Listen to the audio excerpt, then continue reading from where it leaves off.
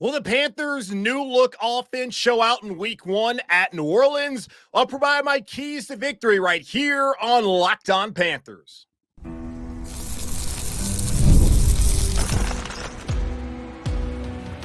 You are Locked On Panthers, your daily Carolina Panthers podcast. Part of the Locked On Podcast Network, your team every day. Welcome into another edition of the Locked On Panthers podcast, a part of the Locked On Podcast Network. I'm your host, as always, Julian Council, talking Carolina Panthers with you every Monday, Tuesday, Wednesday, Thursday, and Friday. Your team every day. That's our motto here on Locked On Podcast Network. Subscribe or follow the show for free on YouTube or wherever you listen to your favorite podcast. And be sure to follow me, Julian Council, on Twitter at Julian Council, where on Wednesdays throughout the entirety of the regular season, I'm right here on the show answering your weekly Wednesday mailbag questions. All you got to do is either at me or DM me on Twitter at Julian Council. And if you feel so inclined, you can also click that follow button at Julian Council. This episode of Locked On Panthers is brought to you by PrizePicks, the easiest and most exciting way to play daily fantasy sports. Go to prizepicks.com/LockedOnNFL and use code all lowercase LockedOnNFL to win $50 instantly when you play $5. You don't even need to win to receive the $50 bonus. PrizePicks, run your game. We made it. We have made it. Week 1, the game is here on Sunday. The Panthers on the road against New Orleans Saints. And I had said this when the schedule came out. The scheduled dates, because we knew the schedule all the way back in January. When the NFL finally told us when these games would be played back in May, I said how I didn't really like having divisional games to start off the season. I like those being later on when all the stakes about who's going to win the division are up for grabs in December. And even early on in November, I'm cool with that. I don't really love the idea of a divisional game in September, especially if they're going to have multiple divisional games in September like last year. Start off with Atlanta against New Orleans. It's bad enough that you're 0-2, but the fact that you're 0-2 in the division, that you lost to the Saints and then the Falcons start the season, I don't like that. But I'm kind of coming around to the idea of having one divisional opponent start the season, then have the rest of those other 5 games later on in the year, kind of like how the Panthers have it. I know they have the Falcons next month, but still, I'm kind of liking the idea of go ahead, start the season on the road against a division rival, a team that you hate, and you feel great if you win this game. You don't feel so good if you lose, obviously. So I'm kind of excited about the fact the Panthers are playing the Saints instead of, I guess, playing the Chargers this week, a team that I don't think any of us cares about. There's intrigue because Jim Harbaugh's there, Justin Herbert. We'll see them next week here in Uptown Charlotte, but I'm a little bit excited. Not just because football's back, but it's the Saints. So let's get into it. I will do this every single Friday throughout the season until it gets to a point where this may just be pointless like it was last year doing 2-15 season. I will be doing my keys to victory, so what I think the Panthers need to do in order to win. As always, to win games, the Panthers got to run the ball. They got to stop the run. They need to protect the quarterback. Got to take care of the football. Those are 4 things that got to happen every single week. I will say that every single week, and now I'll get into the 3 things I'm actually looking for the Panthers to do on Sunday if they're going to win this game against the Saints. Number 1, talk about this on yesterday's show with Ross Jackson of Locked On Saints. Panthers got to stay ahead of schedule on offense. And I am pretty skeptical still about the overall passing game here in Carolina. I like what they did by trading for Deontay Johnson. And I think he's going to be a dynamic player for them this season. I like that Adam Thielen is back again this year. Like those 2, feel good about that. Everything else, I still have some serious questions. I have a question still about Bryce Young sitting there in the pocket at quarterback. I have questions about Ike Ekwonu, who last year was a liability when protecting Bryce Young at that left tackle spot. Taylor Moton has not looked the best during training camp. He's there at right tackle, going to play his 100th consecutive game. So congrats to him. That is an incredible achievement to have in the NFL. I have my concerns about tackles, about the quarterback, and even about the other pieces that could potentially catch the ball, as looks like JT Sanders is going to be the starting tight end on Sunday. So I look at Adam I look at Deontay Johnson, and those are the only two spots about the passing game that I am certainly confident in heading into this Sunday's game against New Orleans, which is why I think the Panthers have to do what Dave Canales has talked about doing all offseason long since he got here, and that's about being able to run the football, about being stubborn about running the ball. They got to be able to do that if they're going to win this game on Sunday. Stay ahead of the sticks. Do not have yourself in situations like 3rd and 9, 3rd and 10, and no team wants to be in those spots. But you watch the game on Thursday night, Kansas City can overcome that because they have Patrick Mahomes. Baltimore can overcome that because they have Lamar Jackson. Carolina, right now, I don't know if they can overcome that on a consistent basis. Like, no team wants to be constantly in 3rd and 10 because the percentages are going to tell you you're just not going to convert very many of those. But when you have a different factor like a Mahomes, like a Jackson, that helps you out. I don't think right now they have one of those guys at quarterback. Maybe down the road they can, and I certainly don't think they have some of the skill position players we saw in that game on Thursday. I just think the Panthers got to be able to run the ball, got to be able to take pressure off of Bryce, be able to get into that play action, just can't get behind the sticks, got to stay ahead of schedule. That's the number one thing I have. Looking at it too, Saints defensively were really good last year. They were 5th in defensive EPA, 8th in pass EPA, and 5th in run defense EPA, a top 10 defense according to expected points added a year ago, and expect that there will be a strong defense once again this season. So a tough first game to start off against a really good defense from a year ago. Number 2, the Panthers are playing against a quarterback who I am not impressed by, and I imagine you're not impressed by either in Derek Carr. You got to make Derek Carr beat you. Last year, looking at his numbers, week 2, that Monday Night Football game, 21-36, 228 yards passing, an interception, and a 65.5 passer rating. The Saints offense, though, was able to run for 134 yards, 4 yards per carry, and 2 touchdowns to help them win that game on that Monday night. The Panthers offense also was inept. Week 14, Derek Carr was worse. 18 of 26, 119 yards. Now 2 touchdowns and interception. The passer rating said he was better, 88.5. The Saints didn't really run the ball effectively. 97 rushing yards, 3.8 yards per carry, and a touchdown. The problem was Panthers offense was inept. It's not like Derek Carr and either one of those wins last year for New Orleans was a world beater, looked outstanding against you. If he puts up the same numbers we saw last time around, now minus 2 touchdowns, the Panthers should be in position to win this game. But either way, if you're able to stop the run, where Carolina was 31st according to EPA against the run last year on defense, if you're able to stop the run, stop Alvin Kamara, stop Williams, and be able to force Derek Carr to try and beat you with those receivers, where I think Chris Olave is a good player. Outside of that, have some serious questions about the Saints' skill position players as far as their ability to catch the ball and do something with it. That's how you win this game on Sunday. Make Derek Carr beat you. I don't think that if you ask that question of him every single week, if you're a defense playing against the Saints, that the Saints are going to come out with a winning record in those games. Do not let this run game be able to control the ground like they did week 2 last year. Make Derek Carr beat you. And number 3, this is something that is pretty fundamental and something that Dave Canales has echoed all offseason long, and it is get the football right. Limit turnovers and penalties. Play complementary football, something that the Panthers have not done over the last 5+ seasons, as they have had losing records, have not even come close outside of that last half of the season run in 2022 of even sniffing the playoffs. They don't play complementary football. They don't take care of the ball. They don't limit turnovers. They don't limit penalties. They have to do those things on Sunday and start off on the right foot. We've heard all about how Dave Canales wants his team to get the football right, wants them to be disciplined, all that stuff. That is important, has to happen, but it all goes out the window as far as we hear that if it doesn't happen week 1. It would still be his first game. Understand that plenty of time to get it right, but you don't want to hear someone talk about getting the football right. And then the first thing you see from this team is them getting the football completely and totally wrong in that week 1 game, which I would expect would probably lead to a loss. So got to be able to limit turnovers, got to be able to limit penalties, got to play complementary football, get the football right. Stay ahead of schedule, make Derek Carr beat you, and get the football right, and that should lead to the Carolina Panthers getting a victory in week 1 on the road in New Orleans. But there's still questions heading into week 1, like who is going to play at tight end? Will a pass rusher emerge opposite of Jadeveon Clowney? What role will Xavier Ladson play, and what to expect out of this new look cornerback room? We'll talk about all that here in just a moment on Locked On Panthers.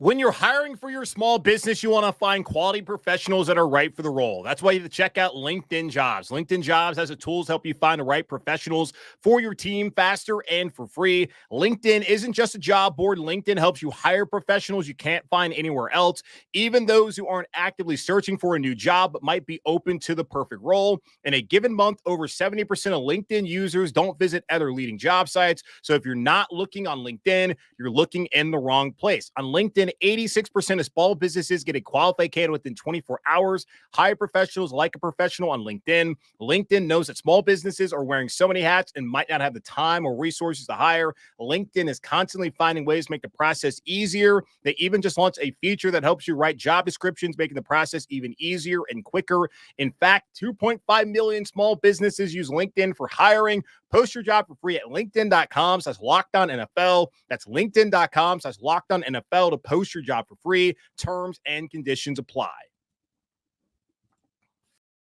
I gave you my keys to victory. Now let's look at the questions I have heading into this week one matchup. The first question I'm asking, what impact will missing Ian Thomas and Tommy Tremble have on the Panthers offense? Now, this is not official as of this recording. On Fridays throughout the season, Dave Canales, like all the Panther head coaches of the past, we'll meet with the media. We'll give a final injury report. Let us know who's out, who's questionable, who's doubtful, and then we can pretty much figure out who's going to play and who's not going to play. Just going based off of trends in the past, typically if a player does not practice throughout the week, they do not play. And this situation may be like that. Looking at the injury report on both Wednesday and Thursday, Ian Thomas and Tommy Tremble both did not practice. Going all the way back to last month, Dave Canales told us that if Ian Thomas, who's been dealing with calf injury, it was something that was going to lead up to week one. They weren't sure whether he'd be ready week one or if he would play week one. All they knew, it was an injury that was going to take them all the way up to week one. Earlier this week, Ian Thomas, reported by Joe Person, said he's likely going to be ready to go week two in that opener at home against the Los Angeles Chargers. Hard to not calm San Diego still after all these years, but he should be ready to go against the Chargers. So he did not practice. He's probably not going to play based off of his own words and also just based off of the fact he has not practiced the last 2 days. Tommy Tremble, though, someone who I thought would be ready, had the hamstring issue that cost him the beginning of training camp. He was out there during the week leading up to that second game against the Jets in the preseason. He's been at practice the last couple of weeks, but then this week and even last week was on and off the field, been working off to the side, did not practice because of the hamstring on Wednesday and on Thursday. And it looks like he's not going to be ready to go, which means Panthers top two tight ends. And yes, Ian Thomas and Tommy Tremble are the Panthers' top two tight ends, are unlikely to play on Sunday. And I'm sure we'll get confirmation whether that's true or not either later here on Friday, or we'll find out about an hour and a half before the game when the Panthers have to put out their inactive list of players for that game down in New Orleans. So if they don't play, that means JT Sanders, Jordan Matthews, and Messiah Swinson, you're up at tight end. I don't think that's the best scenario for the Panthers. Now, it's good that JT Sanders and Jordan Matthews have gotten a lot of reps so far during training camp and the preseason. And I'm meaning mainly that Jatavion Sanders has gotten to play a lot as a rookie, getting those opportunities. And I think even had Ian and Tommy been healthy, just based off of how Canales operated when it came to the preseason, JT Sanders is going to play a lot in those games. But the fact that he's gotten to play a lot with the ones because those guys have been out during practice, that is beneficial for the Panthers heading into this matchup. The thing that's not beneficial is understanding that the Panthers want to run the ball, and tight ends are a big part of running the football. Ian Thomas may never be, and as we've seen, probably ain't going to happen, ever be a good pass catcher. Panther fans always love to put out his reception stats, which are putrid. But if you recognize that he's a blocking tight end, then everything you put out there is immaterial to what he's being asked to do. They're asking him to block. He's not going to be out there. Tommy Tremble has been a way better blocker than also a receiver, but at least has potential still to be somewhat of a factor in the pass game as a receiver. But still, primarily, they're asking him to block. That's the job of a tight end, to block, to protect your quarterback, to help in the run game. And you have two guys who are experienced at doing that at that position who are not going to be available likely on Sunday. And you have a rookie who came in with the knock of not being a great pass blocker or run blocker, who actually they have said he's been pretty good compared to what the expectations were. You're asking him to go out there and start week one, a converted wide receiver to a tight end, and Jordan Matthews go out there and start in week one, and then Messiah Swinson, who I don't know the hell that is, to also be ready to go and play during week one. So I do wonder what impact their absence, Ian Thomas and Tommy Tremble, their likely absence will have on the Panthers run game on Sunday. And then what kind of impact can JT Sanders have in the pass game, since it looks like he's going to be right up there ready to go. And then Jordan Matthews as well. It's possible while they are missing something in the run game with those guys, Ian Thomas and Tommy Tremble being out, that with JT Sanders and Jordan Matthews being available, that the Panthers are gaining something in the pass game, which is what we saw in Buffalo a couple weeks ago, where 3 receptions on that touchdown drive were to Matthews and to Sanders.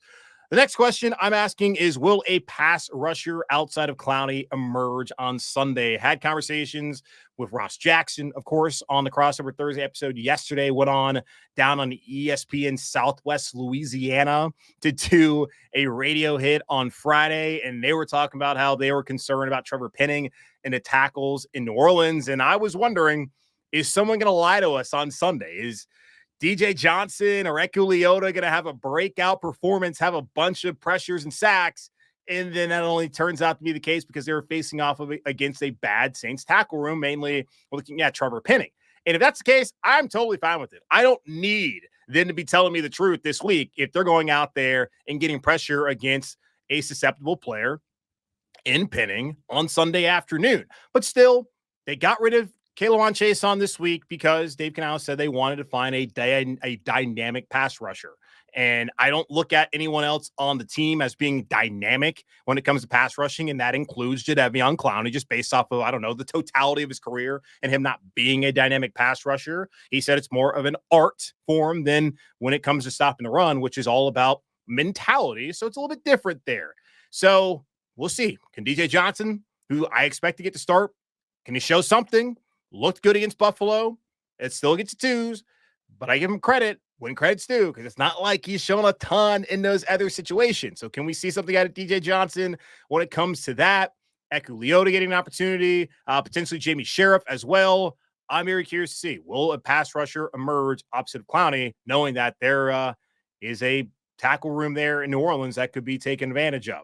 The third question I have, what role will Xavier Ladson play on Sunday? I was asked about this in the mailbag on Wednesday. Someone was saying, is it too optimistic to think that he's going to play a big role on Sunday? And I told him I think it is, just based off the fact that he's been banged up since he arrived. Had the hamstring in the spring. They were careful with him. Didn't have him out there that much. Then we get to training camp. He wasn't even starting with the ones, and then he had a foot injury. Then he came back and still has not been that third receiver. So it's hard to expect, based off of what we've seen and really what we haven't seen out of Ladson, that he would play a major role on Sunday. But still, it ain't like Jonathan Mingo has completely grabbed the wide receiver 3 role by the horns and that he has complete control and is going to be that all year long. The door is still open. It's not slightly ajar. It's, it's pretty halfway open there for Ladson whenever he's ready to figure it out, whether it be this year or down the road, to step right in and be a factor in this offense. So I wouldn't necessarily be shocked if he goes out there and makes a big play. I just don't, like, you watch the game on Thursday, you see Xavier Worthy, and apparently Panther fans were fighting with each other on Thursday night about not drafting him, which I don't know. I guess that's a conversation y'all can have amongst each other, but he's been a part of the Chiefs game plan the whole time. Like, that's why he was heavily involved. We haven't really seen Ladson be a part of the Panthers game plan. Every time we hear from Canales, he talks about running the football. He talks about Deontay Johnson. He doesn't talk about, really, Thielen doesn't really talk about Xavier Ladson. He talks about running the ball and getting the ball to Deontay Johnson in the pass game. So just based off of what he said and also what we've seen, I don't expect a big role, but I'm very curious to see what that role is for him on Sunday. And then the final question I have is about the cornerback room, which Panthers were aggressive when it came to the waiver wire and adding 3 new corners.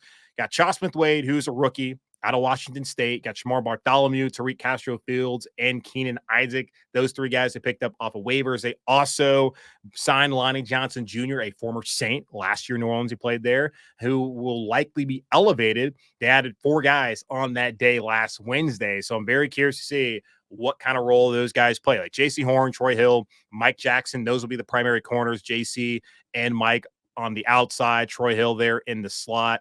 And then I'm expecting, we're going based off of the Tom Pelissero report, and I'm sure we'll get some confirmation about this whenever Dave Canales speaks on Friday. I'm expecting that Lonnie Johnson Jr. is going to be elevated, and that those will really be the four guys they're leaning on. But which among Smith Wade, Bartholomew, Castro Fields, and Isaac are activated? And if they are activated, we got how much are they going to play? That's one last thing I'm looking at heading into this game during week 1. The Panthers were a 4.5 point favorite, they were a 4.5 point underdog early on this week, and now they're only 3.5 point underdog. Why is that? We'll talk about that here in just a moment on Locked On Panthers. PrizePicks is America's #1 daily fantasy sports app with over 5 million active members. PrizePicks is the easiest and most exciting way to play daily fantasy sports.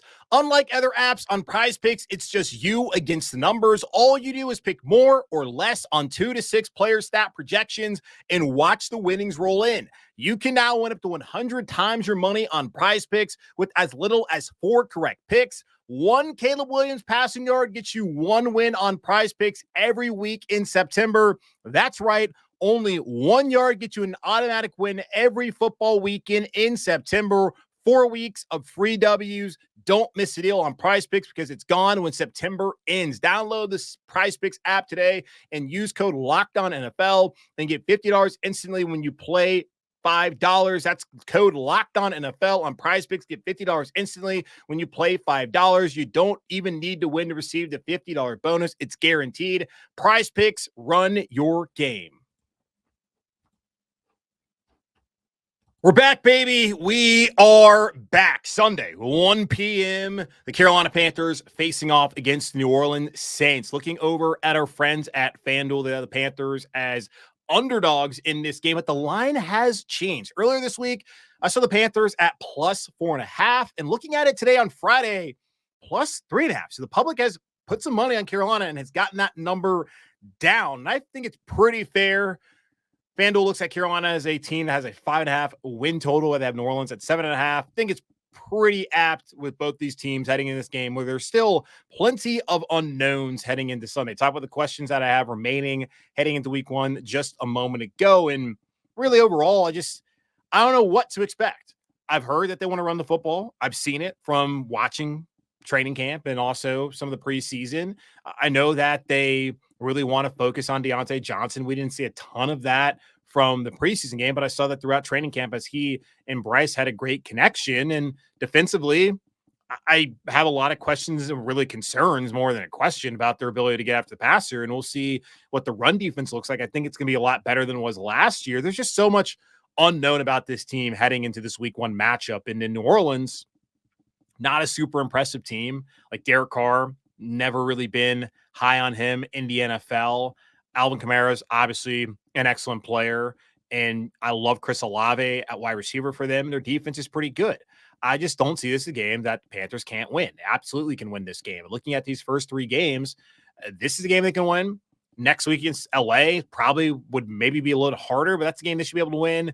And then after that, it's against the Raiders. And I think about these first 3 games, when you got Derek Carr, Justin Herbert, and Gardner Minshew, the games against Gardner Minshew and Derek Carr are the ones you got to find a way to win. Like Herbert, it's at home, so it's certainly a possibility to win that game. And it's not like Charger fans exist, so it's not like they're going to come to your stadium and try and take it over next Sunday afternoon here at Bank of America Stadium. Like 2 games out of the 3 that you really got to find a way to win are, coincidentally, the ones on the road. And it's a divisional game too. I don't necessarily have a prediction on like who I would take in this game. I wouldn't be shocked to see the Panthers win this game. Wouldn't be shocked to see them lose this game. I think it should be a close, competitive game like most NFL games are every Sunday. And we haven't seen that. I asked y'all earlier this week just about your expectations. I saw a lot of people saying about 6 or 7 wins. Just really what they're asking is for this team to be competent. And I expect them to play competent football on Sunday and really every Sunday this season. Like they're going to have their bad days. Every team has those.